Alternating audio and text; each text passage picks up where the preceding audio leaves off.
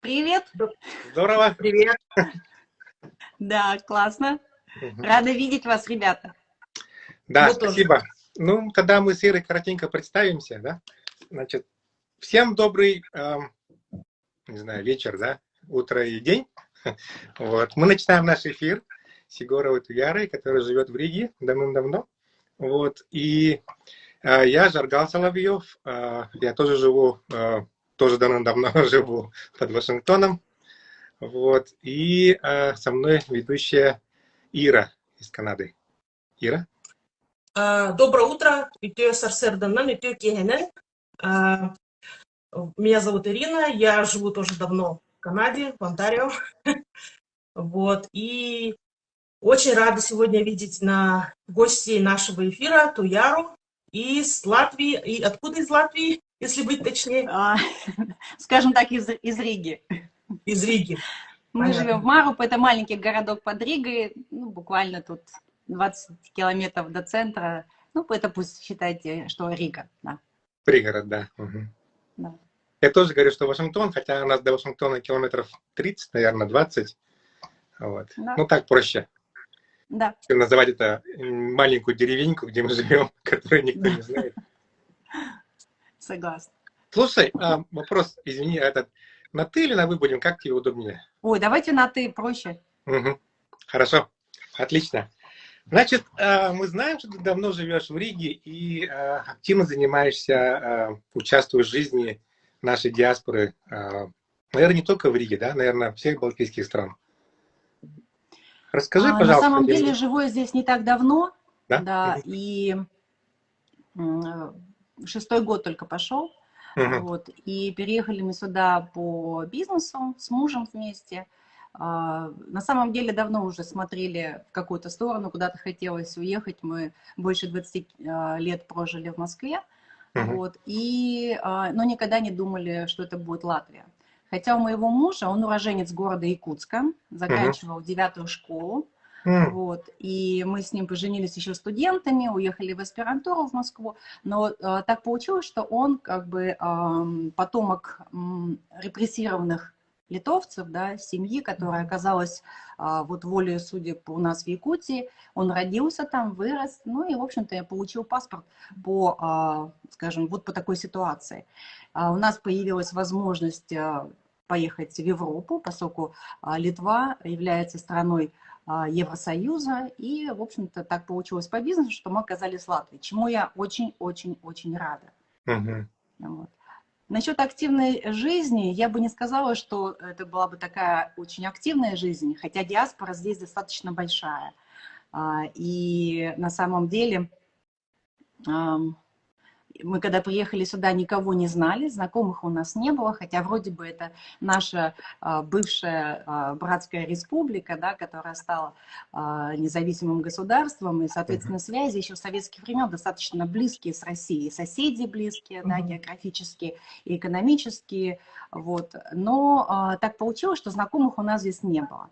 Поэтому первый человек, с которым я познакомилась, с легкой руки Яны Угаровой, оказалась Мария Быкова. Маша Быкова была тогда председателем этого общества «Чурон». Вот, она меня как бы ввела, и я сразу почувствовала, ну, что это семья. Это семья, это близкие, родные люди.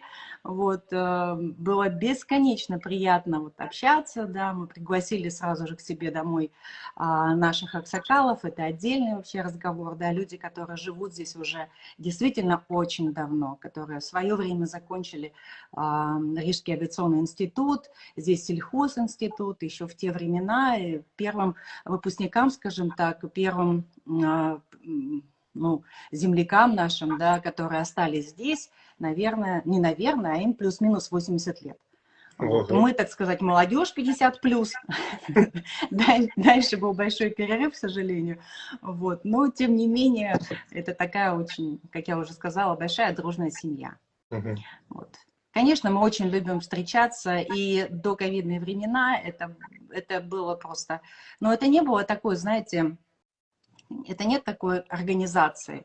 Здесь есть ассоциация, по-моему, называется она «Малых меньшинств», которая культурная ассоциация, да, которая поддерживается государством, поддерживается местной городской мэрией, выделено здание красивое в таком парке, и там стоит 3 наши Сергея, которые Александр Павлов, да, я еще не раз упомяну его, вот, который энтузиаст действительно, и человек, который ездит по всему миру и ставит Сергея во многих странах, да, во многих уже городах, и многие знакомы с ним.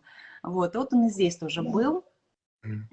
И, ну, это такое место, куда хочется приходить, где мы собираемся, где мы проводим наши сехи.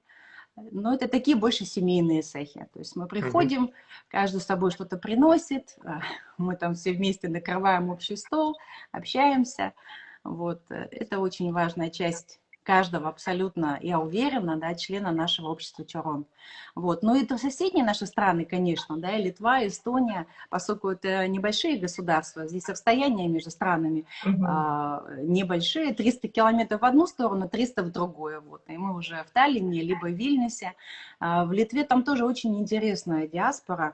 Там в основном, если у нас живут, скажем, аксакалы, да, мужчины, которые вот выпускники в основном Рижского авиационного института, то там женщины, которые в свое время вышли замуж, как правило, уехали, вот, и тоже там есть возрастные, и ну, там другой характер, более, что ли, женское, да, более такое вот теплое тоже, да, вместе там и пирожки там стряпают, и оладушки собираются там у кого-то дома там, да, вот, и эстонцы тоже очень хорошие. У нас есть группа в WhatsApp, да, мы, естественно, общаемся друг с другом, поддерживаем отношения, да, следим друг за другом, и по возможности, я очень, конечно, надеялась, когда закончится, у нас возобновятся наши нормальные, как бы, проезды, да, переезды, вот, то мы проводим мероприятия, когда можно всем собираться, ну, тот же там День кино, допустим, да, мы проводили такой вот день якутского кино в Доме Москвы, где показывали наши фильмы. Я как раз вот недавно в очередной раз прочитала, точнее, интервью нашего якутского режиссера Дмитрия Давыдова, который он дал эстонскому продюсеру Артуру Веберу. Вот. И, ну, гордость просто, гордость, радость, то, что такие люди талантливые живут у нас на родине нашей, малой родине, да, и фильмы эти, ну, смотрят буквально по всему миру с большим интересом. Сейчас этот фильм, кстати, да, Тагандахан или же второй фильм. В общем, один из этих 2 фильмов выходит в большой прокат в Эстонии. Можете себе представить? Это на самом деле большое событие. Да, на каком языке он выходит? Якутский? Он выходит на оригинальном языке с субтитрами на русском, на эстонском. Вот здесь на самом деле очень интересно. Можно ходить в кино, и субтитры идут на 2 языках, как правило. Фильмы идут на оригинальном языке, а субтитры на, естественно, латышском и плюс на русском. То есть так, да. Что здорово. Завидую вам, что у вас там такие фильмы показывают и проходят такие. Ой, не говори, Жаргал. Это правда. Когда приезжают наши друзья из Европы, да, там из Испании, или из Америки, или из других стран, они говорят, ну, до ковида, да, говорят, о, кино, можно посмотреть русское кино, да, и с субтитрами, и на родном языке, в общем, это правда. Это здорово. Здесь очень, на самом деле, такая маленькая, но очень доброжелательная, очень спокойная страна. И люди здесь, несмотря на то, что действительно были непростые времена, да, и понимаем, что тот развал тогда, да, он, ну, сказался и экономически там, да, и люди психологически, многие, которые остались здесь жить, прошли такие непростые, скажем так, времена, но время идет, и прошло уже, там, сколько, 30 лет уже получается, да? Почти, да, уже 30 лет. В 91 году же это произошло. И с тех пор многое изменилось, уже выросло целое поколение. И те люди, которые помнят советские времена, они реально ностальгируют. Когда мы сюда уехали, то многие наши близкие друзья говорили, боже, куда вы едете? Это же страна такая, знаете, какое отношение, там чуть ли не фашизм и так далее. Ничего подобного. На самом деле очень доброжелательное отношение со всех сторон. И местное население, нас окружают кругом соседи латыши, да, вообще никаких проблем. Всегда здороваются, всегда, если нужна какая-то там, ну, чисто по-соседски какие-то у нас тут тоже активности есть, там, да, вот, все собираются, и идет разговор по-русски. Бывает даже такое, что ты на латышском языке пытаешься что-то сказать, тебе отвечают по-русски, когда понимают, что это здесь проблема на самом деле. Проблема говорить на латышском языке. Потому что практически все говорят по-русски. И у нас уже даже была такая ситуация, когда группа там приехавших сюда, там, ну, россиян, скажем так, да, собирались таки в кружочек для того, чтобы практиковать между собой латышский язык. Ну, приглашали одного преподавателя, потому что все сетуют на то, что, ну, это невозможно.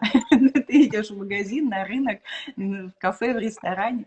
И если только ты не скажешь, что тебе хотелось бы там, да, попрактиковать язык, с тобой спокойно общаются на русском языке, поэтому ребята без проблем, кто соберется, когда откроются границы, как говорится, welcome, приезжайте, здесь действительно классно.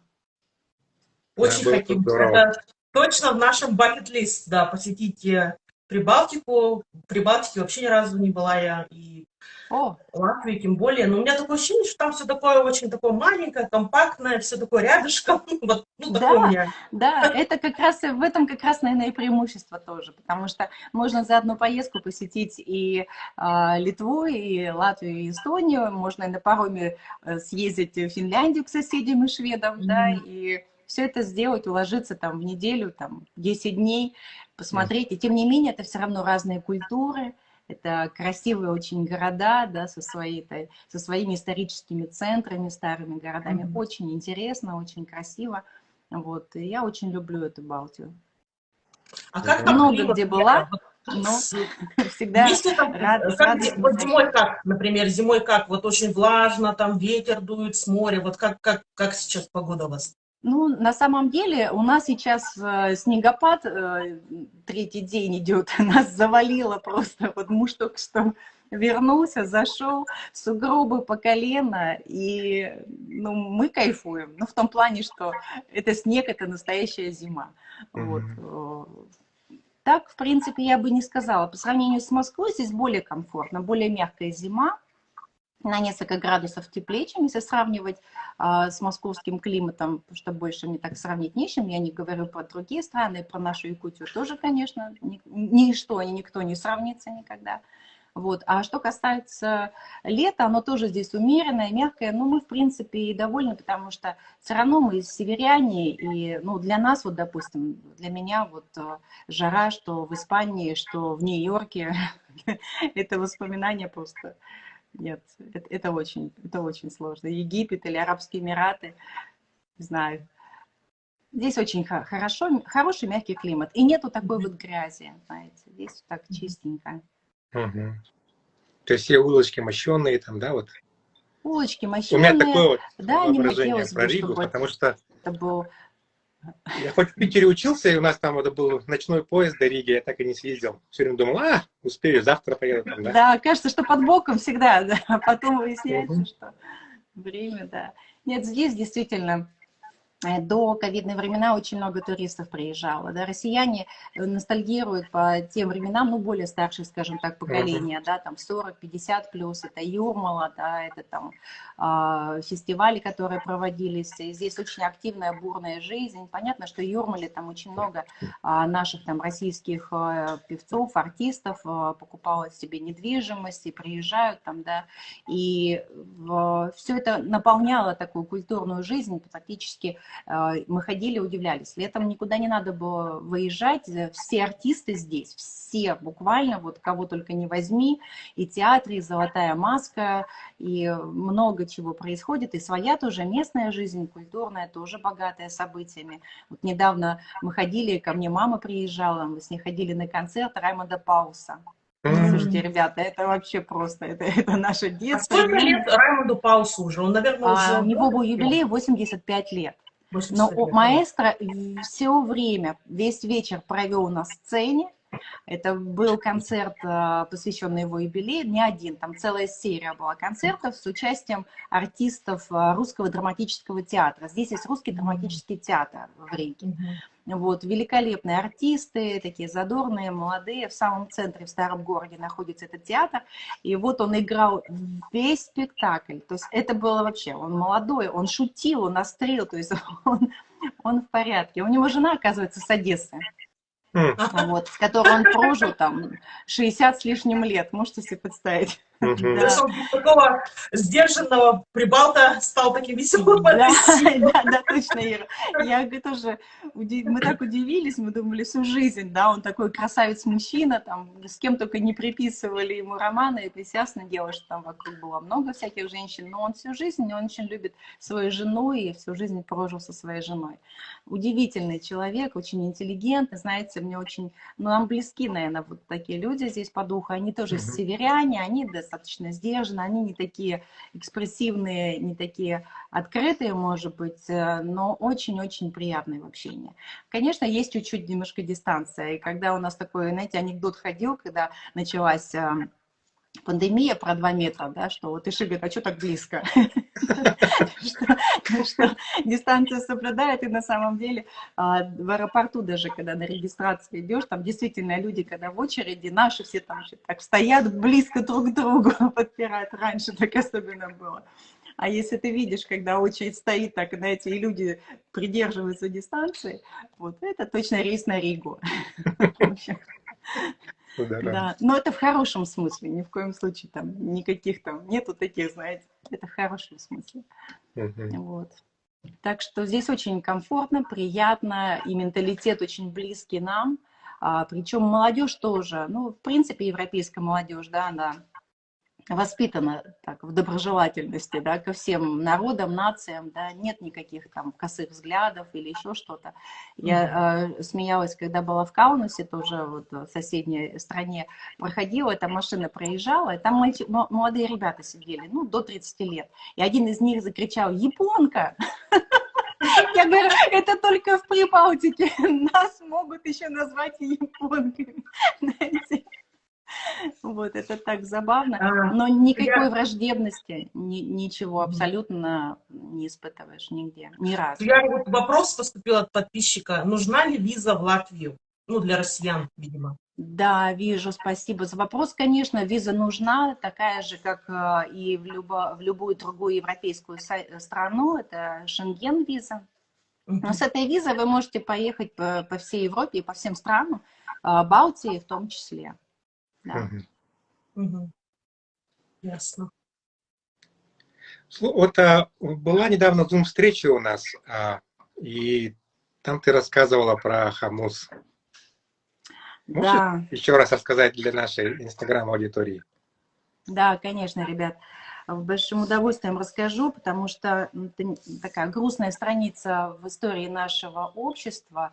Один из старейшин, Владимир Бережнов, который, это, скажем так, был душа нашего общества, человек, который по-детски радовался всегда и землякам, и вообще людям. Он очень открытый к людям.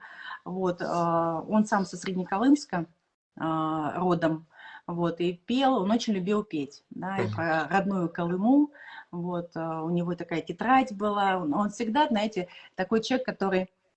Здесь проводятся разные тоже культурные мероприятия, да, где приглашают представителей разных общин национальных. И на День города тоже обязательно приглашали. И вот дядя Вова, мы его все звали дядя Вова. Все, кто был в Риге, практически все попадали к нему в гости, в дом. Он всегда принимал всех, у него всегда можно было приехать, переночевать, кому нужно было остановиться. Он жил недалеко от меня, как раз тут в трехкомнатной квартире, жил один. Вот. Но вот абсолютно человек настолько добрый, настолько искренний, настолько настоящий патриот, да, своей родины. Он нес всегда вот эту культуру, нес в людям, нес, и его принимали везде на ура, вот буквально везде. Он пел душой, то есть он не был каким-то великим музыкантом. И вот наш дядя Володя большому сожалению. Вот он ушел больше года назад, вот как раз попал тоже в больницу и подхватил этот ковид. И когда он ушел, то все наши, конечно, диаспора, мы решили, что нужно какую-то память оставить о нем. И вот родилась эта идея заказать теменной хумус, собирали деньги, откликнулись не только наши, да, балтийская диаспора, но и европейцы тоже присоединились. Вот Лариса Кулаковская, спасибо ей, она тоже бросила клич. И в результате мы заказали, и с помощью, сейчас я вам покажу, так, сначала покажу сразу и коробочку, да. Так эта коробочка выглядит. Ух ты.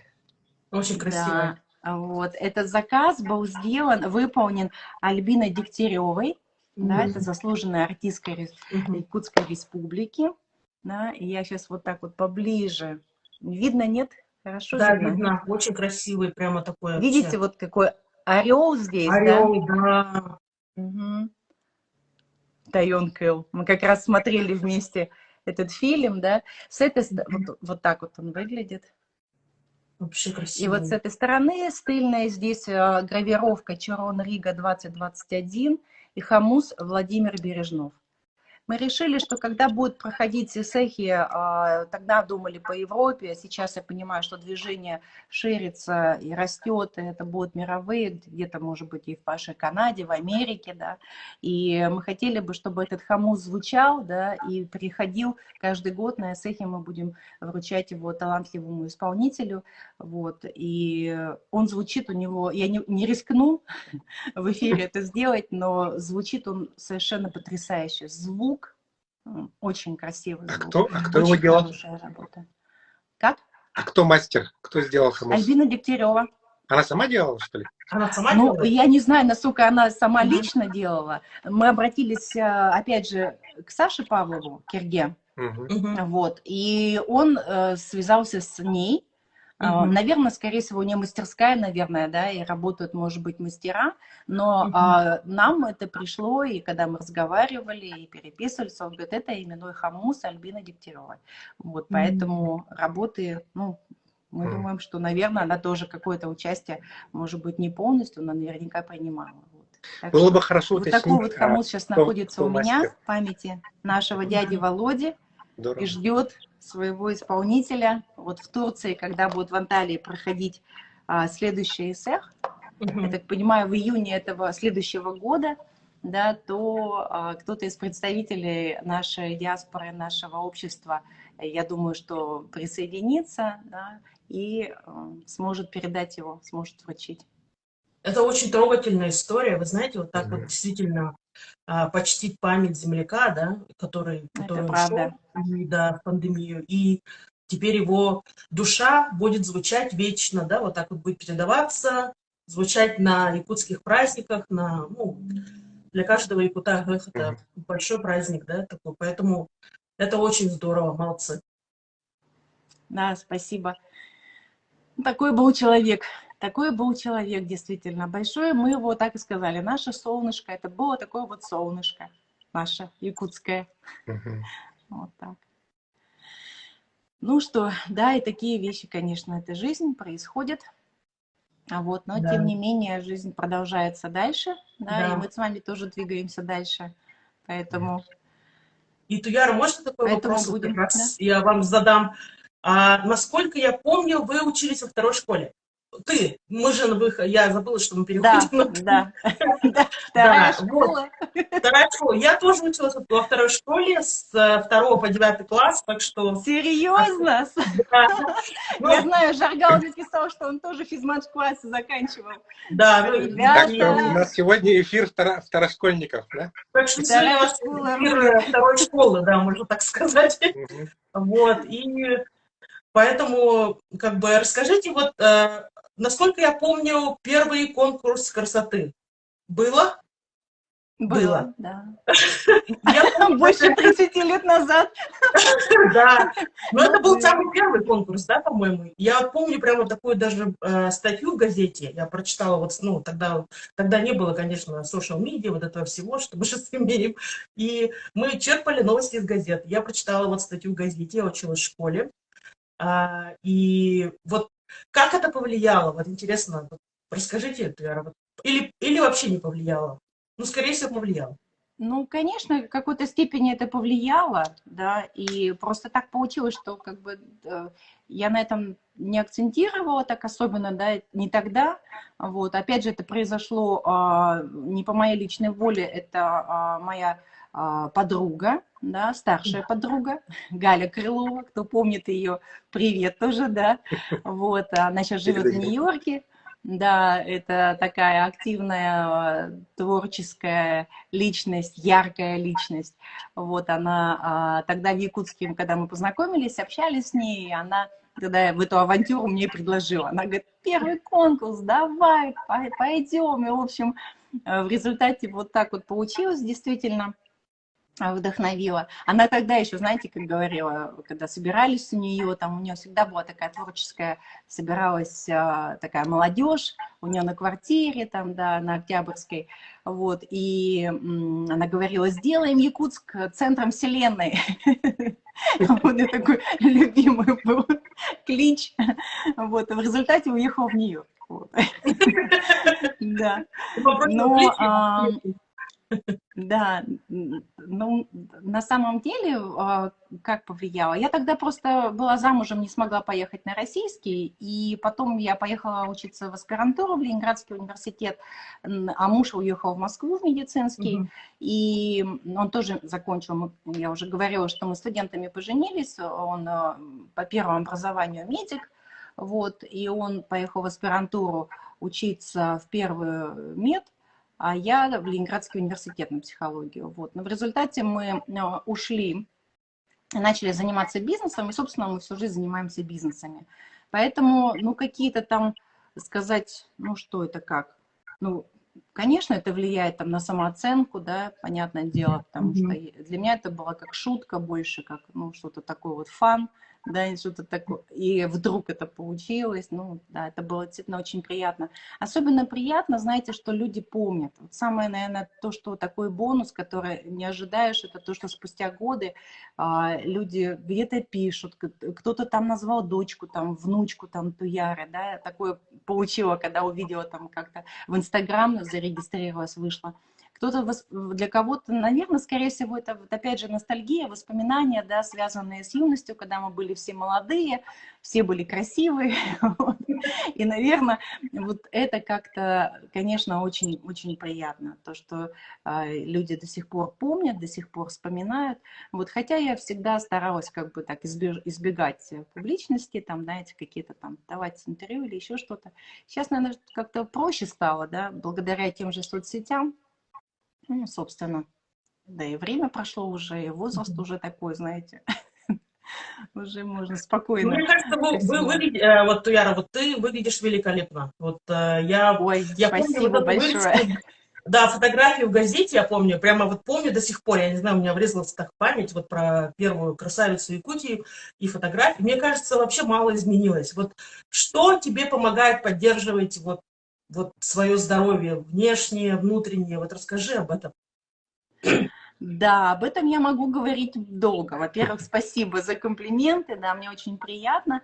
Вот. А на самом деле, конечно, здоровый образ жизни, да, здоровый образ жизни, и мы уже достаточно давно сотрудничаем с компанией Amway, но никогда особенно не обращали внимания, там компания, она много продукции, много брендов, вот, но один из брендов Nutrilite – это витамины. Витамины, БАДы, ну, мы так пили, потому что муж писал диссертацию как раз именно по витаминам. Понимали, что это надо. Но по-серьезному никогда не было такого отношения. Вот буквально как раз, когда пандемия началась, я попала на марафон, который организует один из больших лидеров у нас в компании, да, в бизнесе, Вера Архипова. Вот. И вот тут, короче, все началось. Настолько это захватило, эта тема меня, настолько я увлеклась и здоровым образом жизни, хотя в юности занималась спортом, ну и так тоже периодически, конечно, делала какие-то вещи, но по-серьезному я начала заниматься, вот честно скажу, буквально последние там, ну, около 2 лет, скажем так, 2 года. Да, и 2 года это не просто там какая-то диета или диетология, хотя мы сбросили вес достаточно прилично, да, и муж мой там где-то больше 30 килограмм. Я сама, хотя всегда думаю, что, в принципе, я такая не страдаю особенно избыточным весом, но минус 9 килограмм. Это очень круто, очень приятно. Это, конечно же, отразилось прежде всего на внутреннем самочувствии, потому что ты сразу чувствуешь легкость, и главное, появляется энергия. Но ни в коем случае это не диета, потому что диеты это все, ну, это все не про здоровье. Да? На самом деле у нас проходят такие марафоны постоянные, ЗОЖ-марафоны. На марафонах мы делаем простые вещи. Мы пьем воду, мы шагаем шаги, 10 тысяч шагов, плюс какая-то активность. Да? Мы следим за питанием, да, соблюдая правила тарелки, кстати, изобретение наших соседей финнов. Мы хорошо спим, и правильно, и вовремя.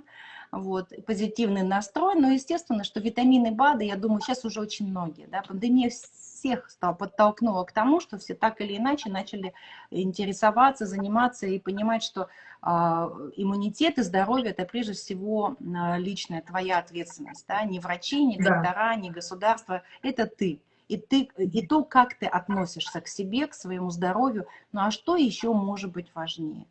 И вы знаете, как мне одна моя женщина сказала, знакомая, она говорит, ну это же я и сама все могу делать. Я говорю, конечно, мы все знаем, что нужно делать зарядку. Скажите, кто делает зарядку каждое утро?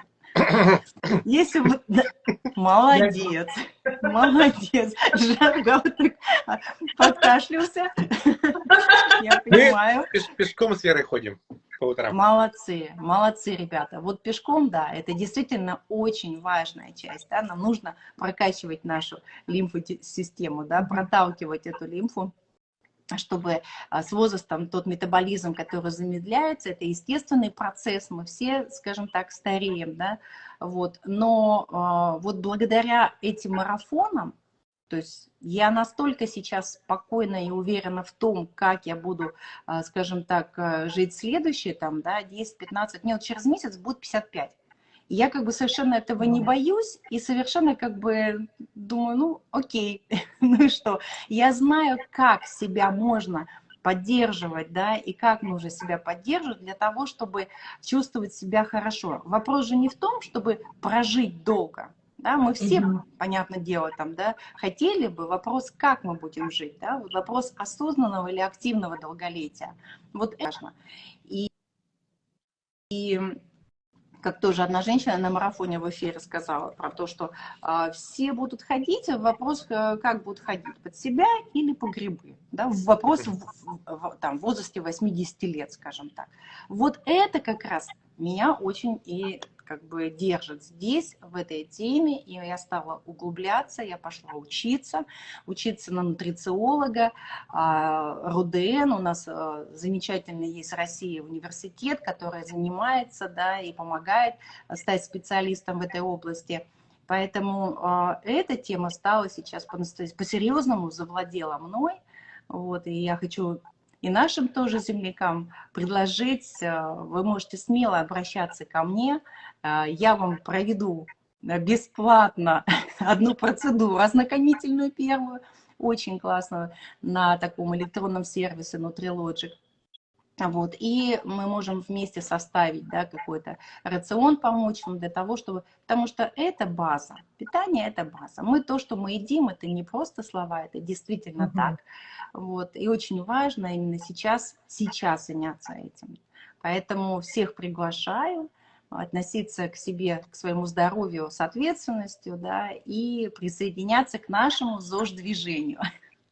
Я прям поддерживаю, я за, да. Из Канады у меня совершенно точно такой же образ жизни, поэтому я поддерживаю, подписываюсь под каждым словом. Да, здоровый образ жизни – это образ жизни. Это на самом деле не так трудно, как кажется. Главное начать, втянуться, и пойдет уже. Совершенно верно.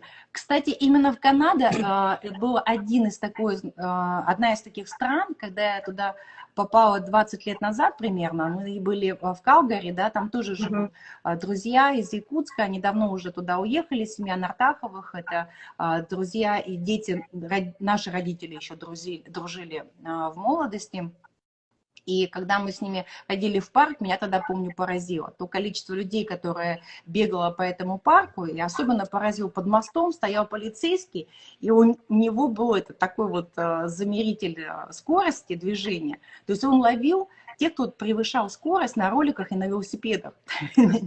Не автомобилистов, а именно этих... Ну, это было, для меня это было тогда впервые просто такой шок культурный. Я говорю, ничего себе. Да, это так. Вот. И в Нью-Йорке тоже, конечно, в Центральном парке, я помню, нас чуть не снесло, мы там были всей семьей тоже, с мужем, с детьми, и в какое-то время, так после в конце рабочего и ближе к концу рабочего дня, вдруг какая-то вот прям волна такая выбегает и просто заполняет дорожки, и все тоже куда-то бегут, и, в общем-то, да, в принципе, наверное, вот в ваших странах это гораздо раньше началось. Хотя в наши советские времена производственные зарядки, да, и в школах, и уроки физкультуры, и это все как бы было тоже, профилактика это была. Вот об этом как раз, о профилактике, да, об этом можно говорить много. Да, и на самом деле вот эти тоже из нашего детства, да, мойки руки перед едой, да, вот это Да, же все, да, это все было да, на так и самом есть. И деле. витамины тоже, ведь нам тоже, помните, давали, Да, рисские сода в Якутске давали, рыбий жир, тут, помните, этот такой вот... да, рыбий жир такой, да, который никто не хотел пить, Ой, его Да, заставляли. да. Один мой муж говорит, я любил, мог за себя и за соседей съесть, ему нравилось, да. Теперь он тоже пьет рыбий жир, только уже такой вот, Капсула. таблетированный. И это просто необходимо. Сейчас это необходимость. Принимать витамины, Мгм. БАДы. Мы понимаем, что пищевая промышленность, да, у нее цель несколько иная. Да, там, во-первых, накормить нужно все наше население, да, Мгм. земного шара. А во-вторых, это бизнес. Или скорее Мгм. производители думают о том, как свои продукты сделать, скажем так, привлекательными, да, добавляя туда сахар и другие разные заменители, там, улучшители вкусовые, всякие прочие, и прочее, и прочее. Мгм. Вот, Мгм. поэтому нужно понимать, что то, что мы едим, мы просто недополучаем. Люди страдают от дефицита белка, от дефицита витаминов, там целого ряда. Я уж молчу про витамин D. Да, мы живем в таких странах, Мгм. где нам солнца не хватает. Да. Россия, наш Балтия, ну, у вас там посветлее, солнышко, наверное, побольше. И все равно, тем не менее, моя подруга, которая живет в Испании, она пошла сдавать витамин D, и ей сказали, у нее дефицит. Когда она пошла к своему врачу, говорит, а почему, как я живу, она живет в своем доме, там, с бассейном, она любит заниматься огородом, вроде на солнце проводит много времени, он говорит, неудивительно, у нас в Испании очень много, говорит, не одна, но очень многие испанцы страдают витамином D, М. поэтому надо за этим следить, сдавать анализы, нужно делать чекап ежегодный, да, и надо Мгм. действительно Обязательно. вот эти привычки постепенно внедрять. Но вопрос, как их внедрить. Вот как раз ответ на этот вопрос у меня есть. Я приглашаю вот на эти наши марафоны. 21 день мы прокачиваем, мы осваиваем эти новые привычки таким образом, чтобы они становились вашим образом жизни. Не просто так, знаете, как забег на короткую дистанцию. Мгм. Зашли, там что-то сделали, Мгм. выскочили, и вернулись к своей обычной жизни. Нет, это действительно дистанция на всю жизнь. А как Марафон на Ну, тебя называется. знаете, выйти? да. Ой, извиняюсь, Жаргал. Яра, а как на тебя выйти? Вот через твой Инстаграм? Да, можно через мой Инстаграм, да, там есть данные, есть электронная почта, Мгм. можно через WhatsApp. В общем, на Фейсбуке у меня есть страница, я начала на Фейсбуке там тоже немножко чуть активности добавлять. И сейчас в Инстаграме тоже стараюсь, ну, больше сторисы выкладываю. Эти Мгм. все Мгм. новые инструменты осваивать, Ира, извини, я тебя перебил. научиться, да, сохранять активность и не только физическую, но и для мозгов, да. Мгм. Так, моя мамочка присоединилась. Мама, привет. Не спит полночь далеко. Да, в Якутске уже поздно же. Вот у нас утро, у нас почти 11 утра, но в Якутске-то уже поздно. Мгм. За полночь. Да, да, Многие, наверное, посмотрят наш эфир в записи завтра утром, поэтому Мгм. Да, добавим им настроение. да, хорошо. мы все эфиры сохраняем на Инстаграме и дублируем на YouTube. Так что есть два варианта. Можно будет тоже ссылку тогда отправлять и таким образом, Да, конечно, отправляю. чтобы близкие посмотрели. Окей, хорошо. Да, я знаю, что не у всех есть YouTube, Instagram, поэтому вот дублируем на YouTube. Туяра, а можно я спрошу, а дети чем занимаются? Сколько лет детям? Дети у нас, они уже самостоятельные, взрослые. Сын учился, кстати, в Америке, школу закончил, потом он учился в институте здесь, в Вильнюсе, вернулся в Москву. Очень неожиданно для нас. Вот. Дочка сейчас попала в такую ситуацию, они с мужем тоже не с мужем, с женихом, скажем так, но они уже 9 лет, и они обручены, мы к нему уже так относимся уже как к зятю. Вот. Они поехали после окончания института тоже в Новую Зеландию на год. Там есть такая виза Work and Travel, чтобы попутешествовать и подработать. И они уехали ровно 2 года назад, прямо перед пандемией. И застряли там. Вот они уже 2 года, летом мы очень скучаем уже. Я говорю, доча, это как в армии. Раньше в советские времена отправляли дети, мальчики уходили, сыновья. Говорю, ты у нас уехала на 2 года. Вот, и вот у них тоже, сейчас у нас вечер, у них там еще утро, и вот мы каждое так вот раз, доброе утро, спокойной ночи, мы спокойной ночи, она доброе утро, живем вот в таком же режиме, да, но слава богу, благодаря всем этим средствам современным мы имеем возможность общаться. Вот. А у них там очень хорошо все прошло, вот и пандемия, только последние буквально месяцы, да, тоже появились случаи и тоже ввелись различные ограничения. А так они жили и просто наслаждались. Они говорят, мы не понимаем, как это вот у вас это все, вся эта жизнь, когда и маски, и изоляции, и так далее, так далее. Вот. Так что ждем, вот.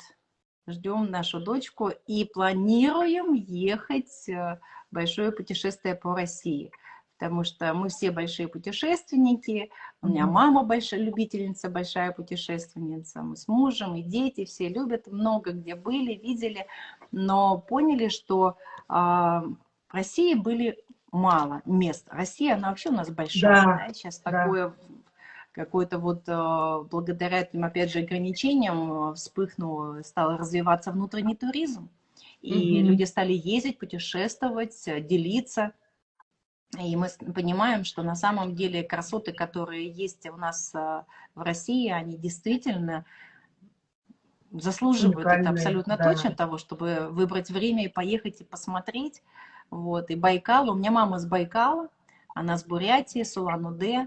Вот, и мы очень хотим, я когда-то в детстве была там, но в осознанном, вот во взрослом возрасте мы не были. Так это наши дети были инициаторами, они сказали, мы мечтаем о Байкале. Они уже несколько лет говорят об этом, что мы хотим поехать на Байкал, мы хотим поехать на Алтай.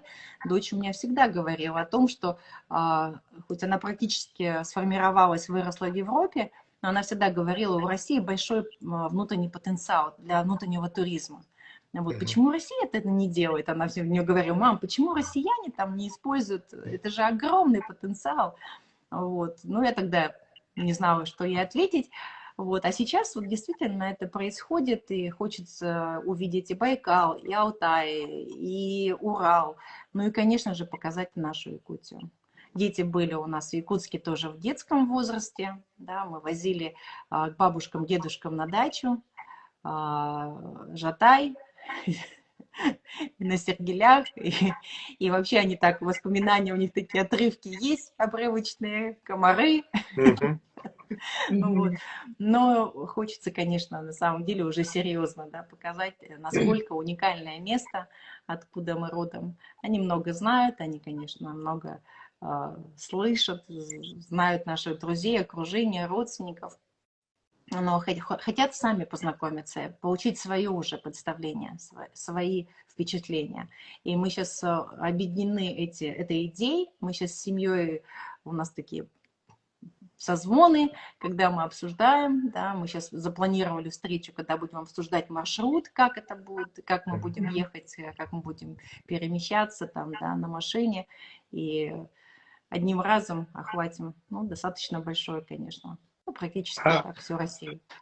На машине ехать, да, по всей стране? Да, Да, Жаргал. Идея такая. Сначала хотели на поезде, думали, такая была идея. Но муж категорически сказал, нет, мы поедем на машине. Но вот сейчас вот думаем, как мы это все будем организовывать, потому что у нас еще наши собаки.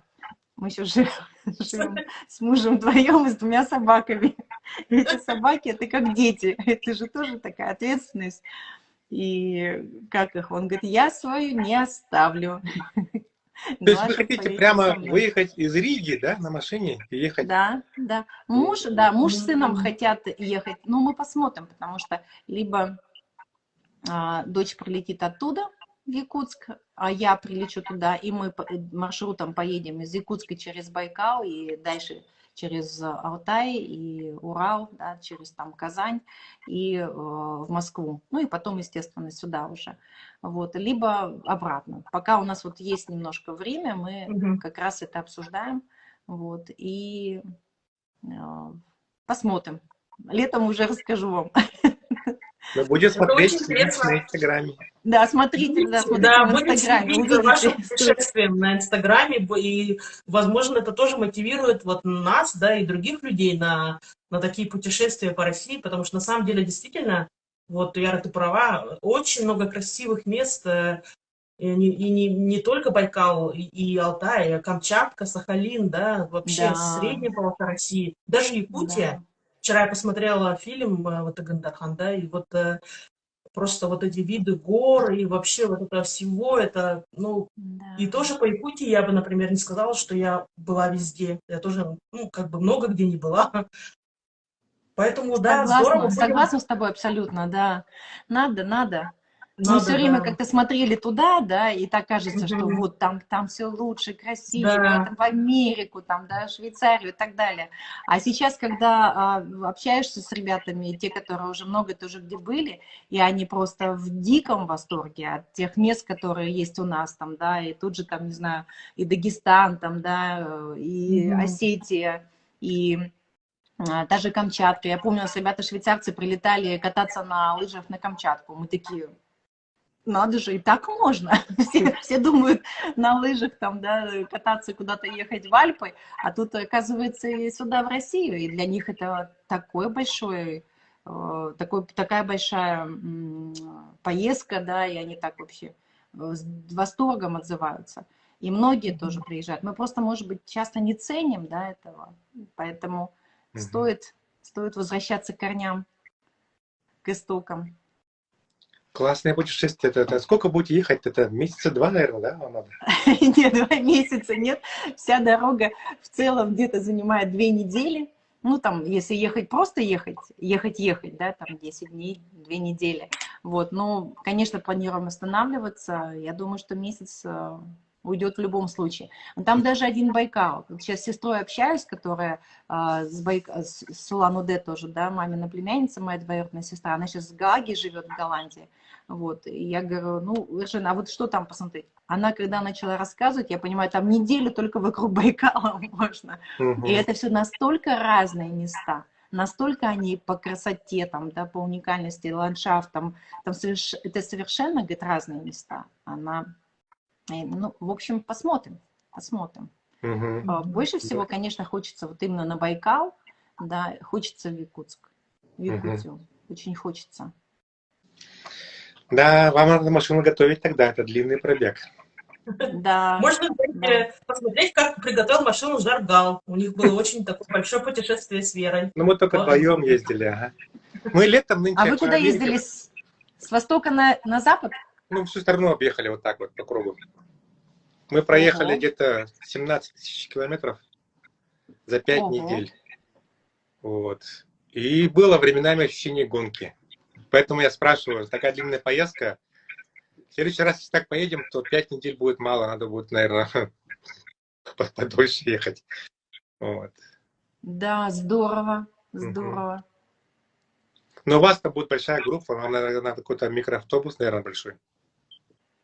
Да нет, я думаю, что... Ну, посмотрим. Пока мы думаем, что мы можем, потому что мы часть поездки, да, мы только в один конец будем вчетвером, да, потому что мы долго не виделись с дочкой, и мы хотим очень опять, когда дети росли маленькие, мы часто вчетвером путешествовали, да, первая поездка там в Санкт-Петербург была, когда они совсем маленькие были, потом мы ездили в Голландию на машине, тоже через всю Европу там проехали, и потом у нас было и в Америку, и потом у нас много было таких поездок и путешествий, где мы вчетвером много путешествовали, да, это, конечно, такое вот счастье ехать и петь песни, и общаться, и останавливаться, да, это счастье. И нам вот хочется тоже, как бы, да, вернуться к нашему такой реюнион с семьей и поехать туда, на родину.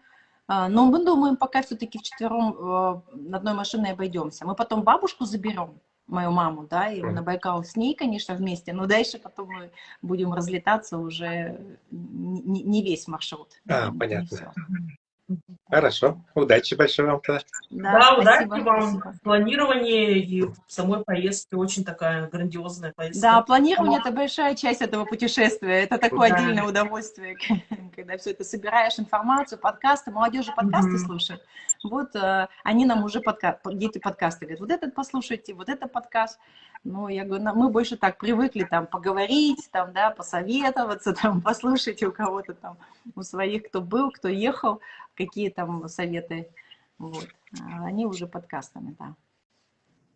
Да, классная идея.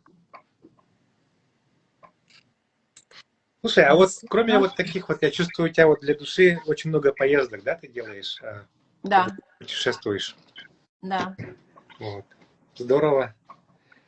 Да, это действительно очень здорово воодушевляет, да, и мы же все-таки кочевники, мы же не можем сидеть долго на месте, вот, и сейчас тоже у меня очень бурная была осень, несмотря на ограничения, я все равно эти почти 2 года очень много ездила, да, и в России ездила, и в Калининград, и сейчас в сентябре летали в Испанию к нашему другу на юбилей, в Турции были там, да, это по бизнесу тоже, и постоянные такие поездки, и это здорово, когда ты понимаешь, что ты можешь путешествовать, общаться, встречаться и с нашими земляками, потому что куда бы ни поехал, практически везде есть наше землячество, наши земляки. И встречаешь, да, и общаешься, и смотришь, как они живут, и знакомишься, и очень приятно, потому что наши ребята и девчата наши, да, они просто смотришь, как они впитывают культуру, да, в той же там Италии или в той же там Испании, вот, и насколько и в той же Англии, и насколько они становятся интересными, да, и как они хорошо, легко адаптируются, да, они учат языки, и, в общем, и активно, и становятся успешными. Они не просто там сидят, да, они действительно там или замуж выходят, или еще что-то. Нет, они реализовываются, и реализовываются очень по-серьезному. Это не может не радовать, да, то, что наши ребята настолько талантливые, настолько обучаемые, настолько вообще могут делать карьеры в любых условиях. Да, это вообще что-то, какой-то наш, не знаю, секретный ген какой-то, мне кажется, нашего народа Саха, есть какой-то секрет, какая-то там хромосома, которая заставляет двигаться, и заставляет адаптироваться и развиваться в любое место, куда бы мы ни попали. Вот, и это здорово. Да, это совершенно точно, так и есть. Да. Я это вижу и здесь тоже у нас в Латвии с нашими, да, девчонками, они умнички такие все. Вот, и в других тоже странах. Вот. И есть потрясающие примеры. Да, Саша Николаева, которая в Милане живет, это же просто вообще уникальная девочка. Абсолютно я настолько поражена, как она не просто адаптировалась, она работает в Ласкало. Она делает такие работы серьезные, да, художник-постановщик, она рисует костюмы для балета «Щелкунчик». Я не знаю, это обязательно нужно с ней пообщаться, пригласить ее. Она настолько талантливый художник, талантливый дизайнер. У нее сестра, которая тоже очень талантливая художница, живет во Франции. Но много наших... вообще какое-то вот креативность, творчество, да, оно присуще тоже нашему народу. И это тоже очень здорово настолько. Это, кстати, здесь вот перекликается и с латышской культурой. Мне тоже очень нравится, здесь женщины, которые тоже очень креативные. Они и в одежде, и внешности, и у них везде все как-то вот, все так с изюминкой, не так все как-то просто. И похоже. Это тоже языческая культура, да, и много где тоже у них и солнце они поклоняются, да, и даже праздник Национальная лига, это тоже похоже на наш СЭХ, и тоже проводится в конце июня. Это на самом деле очень, очень здорово, объединяет нас. С одной стороны, выделяет в любом месте, где бы мы ни находились, а с другой стороны, объединяет. Ну, в данном случае вот меня с Латвией. Отлично. Наверное, надо закругляться. По времени я так смотрю. Ну, нормально, у вас по времени особого лимита нету. Да, по времени мы Нету уложились, разве? очень даже здорово. Насколько я знаю, что час, по-моему, Инстаграм дается, и потом все. Уже Нет, это нет? мы можем Не так дольше же? идти. Ага. Я поняла. У нас нет такого вот хардкат, чтобы вот нас обрезали. Раньше было в начале, а потом нам как бы нас проапгрейдили, что ли, я не знаю. У нас стало больше подписчиков, и поэтому мы стали такие безгрешные. А как давно вообще на самом деле страница организована Саха Диаспора в Инстаграме? С февраля, да ведь? Всего-то лишь меньше года? Меньше года. Но у нас очень дружная, мощная команда. Да, у нас очень такая мощная команда со всех, не знаю, наверное, там континентов мира, можно, наверное, даже так сказать. С Антарктиды нету. Антарктиды нету пока. С Антарктиды нету. А так есть. Вот Америка есть, да, вот северная, да, Австралия, естественно, Европа, да, вот Азия. То есть, Африка. Вот. Африка же добавилась уже. Да, Антарктида нет. Да, Вера Сенегала, да. Активный член диаспоры, да. Ну, круто, здорово. Здорово. Спасибо большое. Вообще такой интересный эфир, Туяра. И, конечно, я вообще в шоке, что будет 55 лет. Я вообще сижу до сих пор это перевариваю. Потому что, мне кажется, никакой рекламы не надо, вот просто глядя на тебя, и вот то, что ты так выглядишь, вообще у тебя такая энергетика мощная, такой позитивный вообще взгляд на жизнь, на людей. И вот это уже говорит о многом, да. Ну, я как бы вот я поэтому вообще снимаю шляпу. Да. И очень рада, что познакомилась. Вообще спасибо большое за такой интересный эфир. Спасибо большое вам, ребята, за то, что пригласили. Вот, неожиданно, приятно, но очень здорово было быть с вами сегодня. Вот, так что надеюсь, что мы встретимся. Встретимся онлайн, приезжайте, всех приглашаю, всех, кто смотрит. Мы с удовольствием приедем. Когда будет можно. Ну, подождем, когда все равно когда-нибудь, надеемся, закончится пандемия. Да, надеюсь, что эта пандемия наконец-то когда-нибудь уйдет. Закончится обязательно. Да, и студентов, абитуриентов тоже приглашаем сюда в институт Рижский авиационный, да, он сейчас по-другому трансформировался, институт транспорта и связи, но тоже можно приехать, учиться здесь, получать образование европейское на английском языке, правда, нужно знать, но зато это диплом, который признается везде, и с этим дипломом можно работать в любом месте, получить хорошее образование, качественное, поэтому. Ой, а ты сказала английский, там учат на английском, что ли? Да, на английском языке учат. Да. Есть на латышском языке, есть на английском.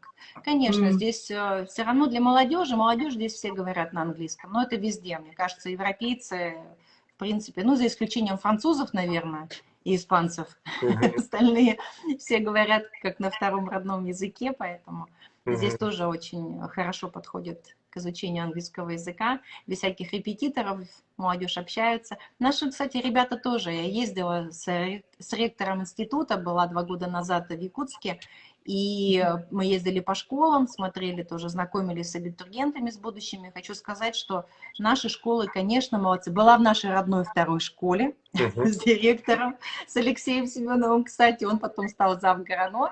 Вот, и я просто была тогда удивлена. Наши дети очень активно изучают, понимают и прилично таки владеют языком. Вот, они тоже открыты, они готовы учиться, готовы ехать, но пандемия, конечно, вот эти планы нарушила, к большому сожалению. Вот, мы тут и по туризму тоже хотели проект делать, привозить сюда тоже, да, был интерес, и Сканди ходьба, поскольку здесь идеальные места. Юрмале — это просто, это любовь. Там настолько вот эти белые песчаные пляжи, сосны, воздух, и там тропинки, знаете, поскольку это сосны, да, это мне напоминает тоже где-то там, не знаю, какие-то места под Тобогой, куда мы часто ездили тоже в детстве, да, тоже перекликается вот с родиной. И что касается возможности, да, не только туриста, такого культурного, скажем так, хотя есть объекты интересные, которыми можно знакомиться, но это еще и, опять же, ЗОЖ направление. Здесь для хайкинга очень классные. Здесь такие тропы, такие красивые места. Вот гулять одно удовольствие. Мы с мужем постоянно ездим, дышим воздухом, шагаем шаги, вот. Есть такие тоже, и у нас были планы тоже привозить группы, потому что наши там хорошо занимаются, и в морозы тоже ходят, шагают. Вот. Но здесь это тоже было бы интересно, я думаю. Классно, здорово. У нас сразу загорелись глаза, да, Жардал? Загорелись глаза у меня. Представляете, ходить. Мы все любим ходить, да. Это вот было бы здорово. Да, да. Я тоже люблю ходить, да, вообще. Мне рюкзак, вот в горы там, или там ходить просто, я вот, это мое. Канада тоже, она же на самом деле очень-очень действительно, да, богатая страна, да, в этом плане природы. Очень большая страна, тоже очень красивая, очень много всего-всего тоже, да. Да, для хайкинга это слово я услышала там, как раз тогда, 20 лет назад. Да. И я еще подумала, что за странный туризм? Ходят люди? Я говорю, что просто ходят, что ли? Я говорю, да, просто ходят там по горам. Как раз мы там ездили, там, где очень красивые эти озера, горы, Rocky Mountains, как раз мы были недалеко от Калгари. Да, и я никак в голове тогда у меня это с трудом укладывалось. Я сейчас вспоминаю, думаю, боже мой, ну это действительно... Это правда один из лучших, наверное, видов туризма, да, когда можно ходить, именно ходить и знакомиться с природой. У меня вот дочь тоже с зятем, они большие поклонники такого туризма. То есть их постольку интересуют большие города, они гораздо большим интересом, и Зеландия их этим притянула, да, что можно ходить и гулять и наслаждаться красотами. Можно подниматься в горы, можно ходить вокруг озер, рек, и вот природа, да, она просто, лучшая, наверное, то, что мы можем сейчас наслаждаться, получать удовольствие без каких-либо ограничений. Да, действительно так и есть, да. Маски там не нужны. Маски не нужны, да. Можно быть свободным абсолютно человеком, да. Свободным, счастливым человеком, да, это с природы, это тоже в нас заложено. Нам это нужно. И Сашу Николаеву, кстати, когда я спросила, говорю, Саша, откуда девочка, которая... просто вот девочка, да, такая, талантливая, да, она, не помню, она с какого улуса, вот, художественное училище, наверное, заканчивала, потом она училась в Милане, тоже закончила. И когда она рисовала, я как раз тогда была у нее дома, да, и она сидит, и у нее такая вот кипа, и она рисует костюмы, да, для Щелкунчика, для театра Ла Скала, который последний раз она мне открывает, тут же показывает на макбуке, там в 70 каком-то или 80 каком, начале 80-х, что ли, была последняя постановка. И вот сейчас, как бы, да, новая, обновленная, соответственно, костюмы тоже обновляются. Но они очень строго к этому подходят, очень там, большой, естественно, процесс, не только творческий, но и административный, вот, потому что нужно согласование, какие должны быть костюмы. И я смотрю, понимаю, что вот на моих глазах происходит какое-то чудо, да, и наша девочка, да, она вот просто рисует то, что потом будут приезжать со всего мира и смотреть наш классический балет «Щелкунчик», да, великого композитора русского. И когда я говорю, Саш, откуда это? Она на меня так смотрит и говорит, от природы. Мы же, говорит, дети природы. И все, вот такой простой ответ, но действительно в точку. Так оно и есть. Вот, поэтому и все это движение, и вот то, что сейчас вот нутрициология тоже, которой я очень увлечена, да, и вот это питание, и вот и наши витамины, которые принимают, это тоже от природы. И меня это меня сразу подкупило, да, что это от природы. Это естественные вещи, это не синтезированные какие-то там придуманные. Вот, поэтому, наверное, да, мы все дети природы. Спасибо большое. Очень интересно. Спасибо. Да, очень спасибо вам, ребята, да. Наверное. Хорошо. До новых встреч Надо тогда. закругляться, До да, новых будем. встреч. Надеемся, встретимся в реале. Спасибо. Хорошо. Спасибо. Вам всем, да, успехов. Вере большой привет. Да. Передам. Все, всем большой привет. До Спасибо. связи. До связи. До свидания. Пока. До свидания.